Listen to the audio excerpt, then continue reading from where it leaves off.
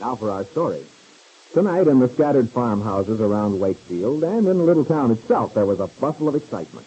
Young girls pinned flowers in their carefully arranged hair, young men furiously polished their shoes, and mothers and fathers got into their best clothes. All this happy activity was in preparation for the grand opening of the supper club, which Lily Devon had been working so hard to get started, and for which Aunt Mary Lane had such high hopes as a place the local teenagers might consider their very own. Bill Meade had called for Peggy Douglas, his fiancée, in a brand-new Ford sedan.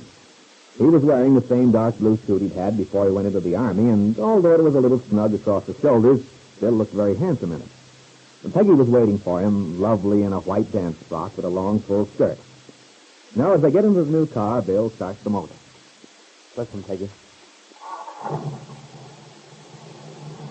Pretty smooth, isn't it? Oh, it sounds wonderful. Oh, boy, it's a relief to have a decent car again. Listen to that purr. It sounds fine. Not that I know anything about the insides of a car. Well, guess we better get started, huh? Well, we're a little early. Do you think Hal and Mary will be ready? No, they are. It won't matter.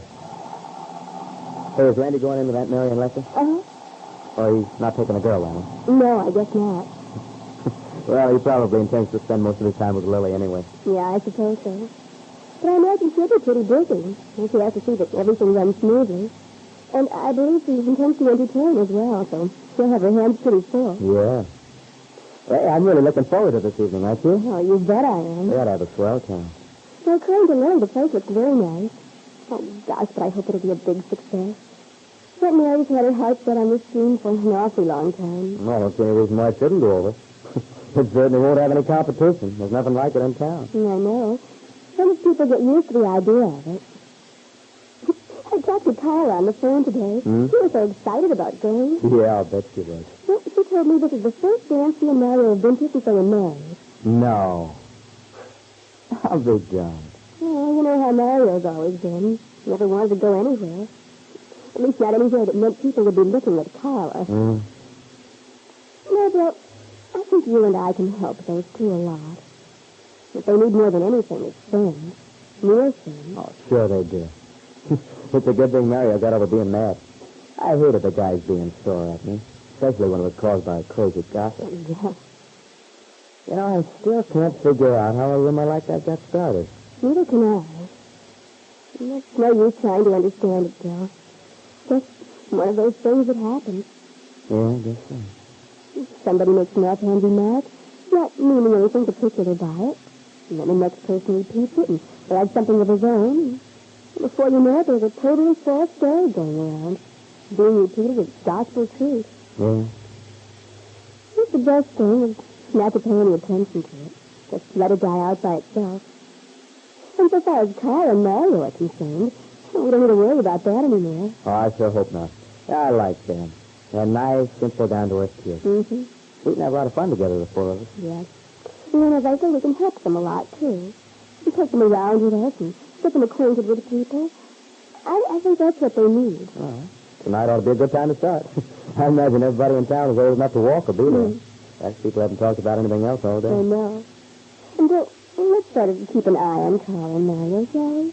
I mean, to be sure they don't feel lonely or anything. Gosh, you're turning into quite a little fixer-upper. Well, it's just that they may feel shy, being around so many strangers all at once. And as you say, everybody and his brother will be there tonight. Bill reached out and took one of Peggy's small hands in his. The two young people lapsed into a contented silence, happy in their love for each other, and in a youthful satisfaction that they might be able to help others to find happiness, too. But at that same moment, in the bedroom of his big house on 11th Street, Ben Calvert was preparing for the evening's affair. Ben, it was a threat to the happy future Bill and Peggy hoped for. Oh, confounded Jesse, a lot of foolishness, my climbing into dinner clothes for an affair like this. Now, Ben, don't be cross. After all, you're the most important man in this town. Someone has to carry on the traditions of civilization. Well, if there's anything civilized about a shirt that's stiff as a board, a collar that practically chokes you, and a hot, uncomfortable coat, I'd like to know what it is. Oh, darling. Stop complaining. You look very handsome. Oh, I can imagine. Really, you do. You might return the compliment. What? You haven't even looked at me. Well, Jesse, you do look striking. That dress that you was just wearing. Ben, this isn't what you call a dress. It's a gown. Well, what's the difference? You'll understand when you see the bill. Oh, well, it does you proud, Jessie. Whatever it costs. I want it to be a credit to you, Ben.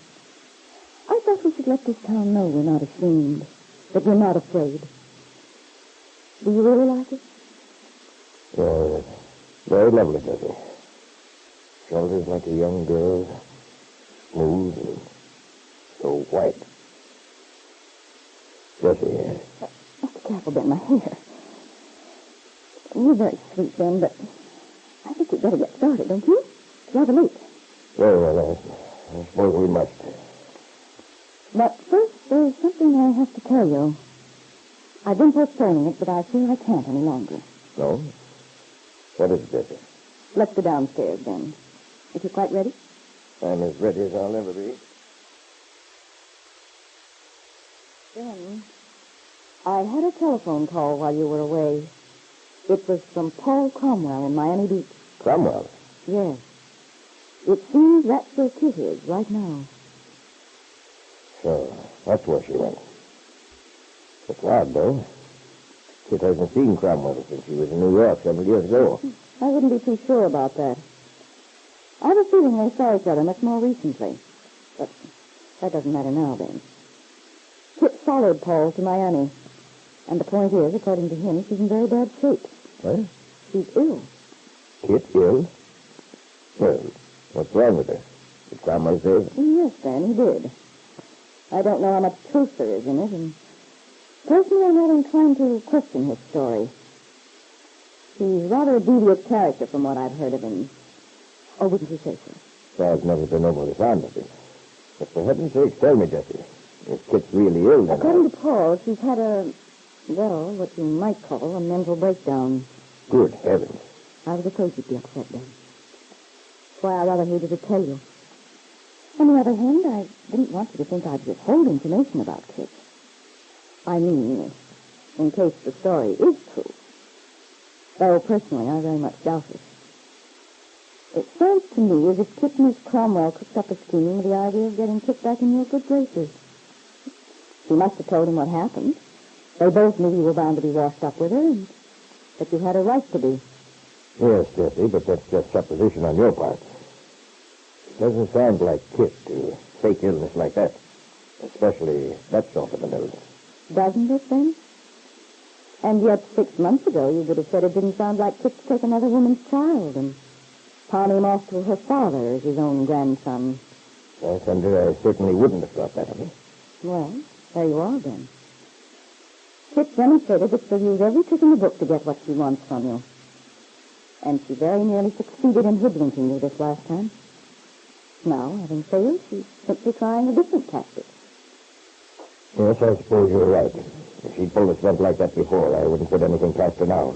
She knows I'm angry. No doubt Miss Cromwell convinced her that if she pretended to be ill, I'd forgive her. Exactly. And you notice she didn't pretend to be physically ill. That's too easy to disprove. But anyone can pretend to be out of his head.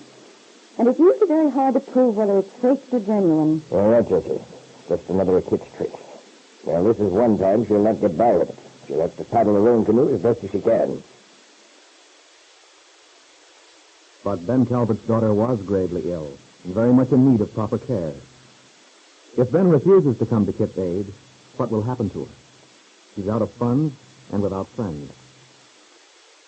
Yes, Jesse, you long to see Kitt banished from her father's house, cut off from the financial protection he can give her. And now at last, you have what you wanted. And yet, Jesse, Ben may change his mind when he thinks things over.